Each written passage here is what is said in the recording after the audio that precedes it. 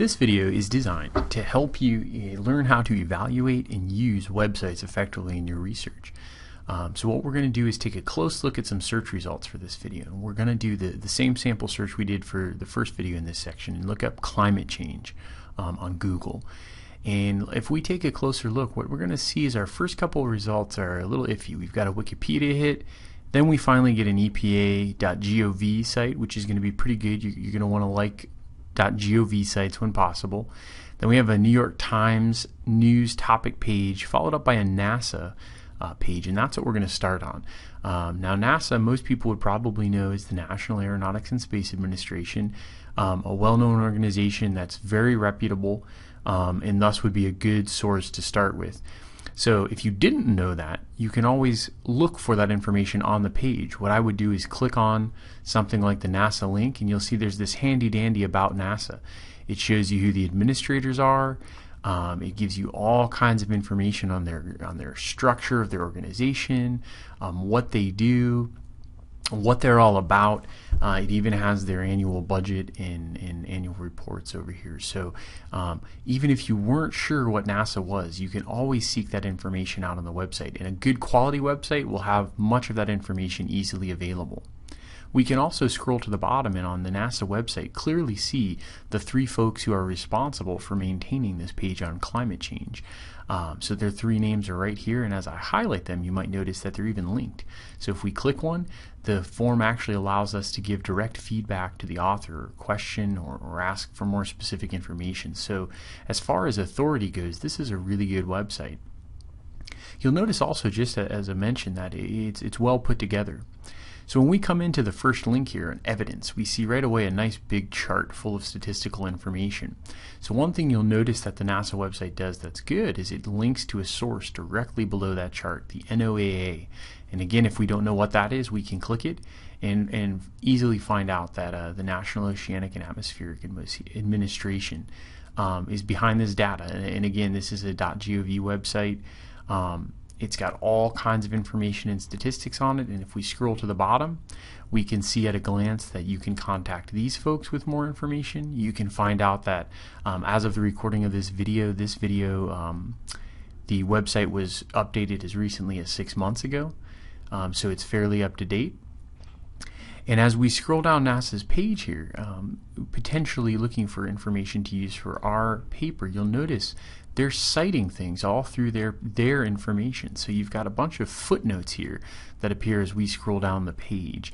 That's good because that means all of that statistical and data information that they're conveying is in this page somewhere cited, so that you yourself can be the judge of whether or not it's a good source of information that they're deriving all of these things from. So as we get to the bottom of the page, you'll see they've included all their references, just like you would at the end of one of your own papers. So you have the ability to follow up on any of these resources. Some things that are even hyperlinked, so you can click right on them. So it's a very high quality website. So as a comparison, let's take a look at a newspaper website. The New York Times, right above our link, has a topic page for climate change. So one good thing about newspapers is that they're really current, right? If we came up here to the New York Times, just to point out, you can click on their banner just like we did for NASA. I'm assuming kind of that you guys know what the New York Times is, but if you didn't, you can find out what the paper is all about by clicking them, just like we did NASA. However, one good thing newspapers are all about is current information. So you'll notice that they have links. As I record this, those links are only 2 or 3 days old. Lots of current information. One thing that they're not so great on is academic or verifiable information. You'll notice that headlines around the web right here is current, but half of these are just blogs. So you have no idea, without doing quite a bit of legwork on the folks who are writing these, whether or not they're remotely experts or whether they're just folks who are writing up a post about your topic. So one thing that you'd probably be drawn to is these articles about global warming that the New York Times provides on their topic page. And as we scroll down here, you'll see there's loads of them, over 4,300 different articles. So again, these are the same pros and cons to using a newspaper article exist here. They're not necessarily scholarly as a given. Sometimes they may be perfectly fine. So we're going to look at this one as an example. Climate change seen as threat to Iberian lynx. If we were to open this up, The first thing you're going to notice as we scroll down the page is that on one hand, this is a very short article. So when you're doing research, this is a good reason to come to the library databases to find more in-depth stuff. But we'll notice that the author, Douglas Quinqua, it's not linked or anything, so we at a glance can't tell exactly who this guy is. So what I always do is click search Google, and in our case here, this is a pretty easy example because he's got a very strange last name. So the first hit is his homepage, and we can kind of make sure it's the same guy by scrolling around, confirming the spelling. While you're up there, you can see that he updated this pretty recently, about a month or two ago, and you'll see he includes a bio. So he's a freelance writer and editor who lives in New York. We can see he appears primarily in the New York Times, so we probably have the right guy, as well as a bunch of other popular periodicals. He writes about culture, science, media, lifestyle, and dogs. So at a glance, this guy he's a freelance writer. He's a newspaper and magazine author, so he's not professing to be an expert. But we need to keep that in mind when we look through his article, because if he's citing facts and figures and statistics without backing those pieces of information up, his authority is a bit in question there, because he's not a self-professed even expert in any field. So to that end, we have to take a closer look at the article content, and we can easily do that. If we zoom in over here, you're going to see just by reading, he's using some stats and figures here, and at the end of his first paragraph, he just references sort of obliquely, scientists say, but he doesn't include a quote. So at this point, I'd be a little concerned if I was going to cite this article, just because we don't know where that info comes from. However, as you scroll down the page and you see him using even more information, you'll notice that when we get towards the bottom, he clearly cites that these reports come from the journal, the National Nature Climate Change. So he's included not just the source, but now he's got it hyperlinked for us so we can easily click it. Even the gentleman that he gets to weigh in on whether or not this is concerning data, the gentleman, Miguel Simon, who comes from the Aberlin's Life Project, he links right to that. So if you were concerned with that gentleman's quotes or thoughts, you can find out more information by clicking on that link. But for us, we're going to be more concerned about the data. So we'll go ahead and click the Nature Climate Change link, and you'll see right away it does appear to be an academic journal. As we scroll down the page, it has citation information. We can see that the authors prepped and submitted this article earlier in the year, and it was published just last month. All of the authors are listed right up here, and when we click on them, you can even see contact information and a few other places where they may or may not be indexed. So we can track down a lot of the information about this article. It even provides a nice citation here with an abstract, so we can find out more about the article without even gaining complete access to it. So at this point, I'd feel pretty confident that the stats and figures presented are fairly accurate, but you'd still probably want to get your hands on the article to make absolutely sure. The unfortunate thing, and one of the sad byproducts of using the internet for this kind of stuff, is that this article is not freely available. They're asking you to pay for access. So what I want to point out is we have the citation information. We've jotted all of that down. So if you were to go back to the library homepage, you could come over to our Services tab, click on Interlibrary Loan, and fill out this short form. And what that's going to do is allow you to plug in your contact information as well as all of the information you have on that citation, and go ahead and hit submit on the bottom. And what that'll do is place a request with our Interlibrary Loan Department, and our folks in that department will track down that original article for you. And that's always a good habit to get into when you're citing information. Go and track down the original source so that you're sure it's as accurate as possible. So for one last example here, where we're going to look at bias and a few other things, I'm going to do one of my favorite examples. I'm going to change up our search to Martin Luther King Jr. and hit search. Now, when we do that, you're going to see a very typical Google results. Off to the right here, you've got some nice Google images and a basic biography that Google's providing for you.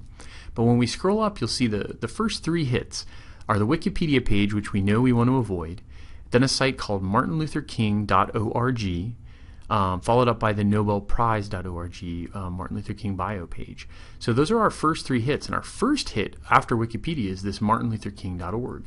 So when we open it, and just think of this compared to that NASA page, you can tell at a glance that it's not super professionally done, but it doesn't look that bad. It's a .org, so a lot of people will think, oh, okay, well that's an organization, and it must be official in some capacity. But remember, anyone can pay for and own a .org web address. So this definitely wants to merit a closer look.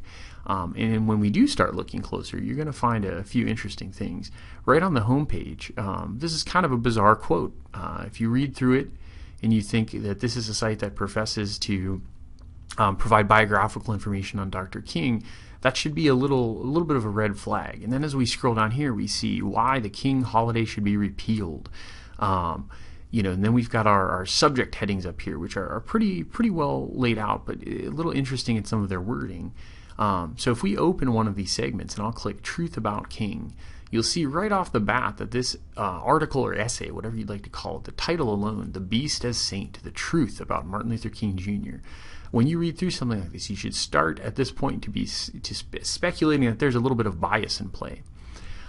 You'll notice right down here in this paragraph, just by reading some of their language, let's take a look at this modern-day plastic god, the so-called Reverend Dr. Martin Luther King Jr. So we can tell officially that there's a little bit of bias going on this website. In fact, there's a lot of bias at this point going on this website. You'll also notice that the sources here are pretty terrible.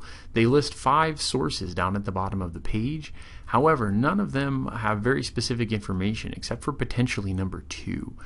We may be able to track down that one with ease, but even the New York Times citation just says it was in the New York Times on that day. It doesn't give any kind of concrete information about an article title or anything, and particularly the last 2, numbers 4 and 5, give very little information about what those documents are. Were they published someplace? How would we track that down? So these sources are not great either. So even if you were still inclined to trust this material, at this point we see that the page isn't very professional. There appears to be a tremendous bias. The sources aren't great. There's no indication of whether this information is up to date. There are a myriad of red flags going on here. And if we remember from the NASA page, we want to find out who sponsors this page. What are they all about? And that should be the final red flag necessary to decide that this is not a very good page. Because when we scroll to the bottom, we'll see that this page is hosted by Stormfront. And that may be an unfamiliar name to you, but if you've never heard it, here's their home page. And Stormfront, presenting the page on the history of Dr. Martin Luther King Jr., is a preeminent white pride, white supremacist group. So I would think that you should be sure at this point that the number 1 hit after Wikipedia on Google for Dr. King is probably not a very good source to cite in your paper. So do keep in mind, you need to really do some legwork on this. Don't just trust the first Google result. Going down to the number 3rd, and just to draw a comparison point, this is the Nobel Prize website. So you can see at a glance how much more professional the website looks. Just like with NASA, we've got an easy About Us link up here in the upper right-hand corner. So if you'd never heard of the Nobel Prize for some reason, you could come here and read a bit more about how prestigious the prize is, who these folks are.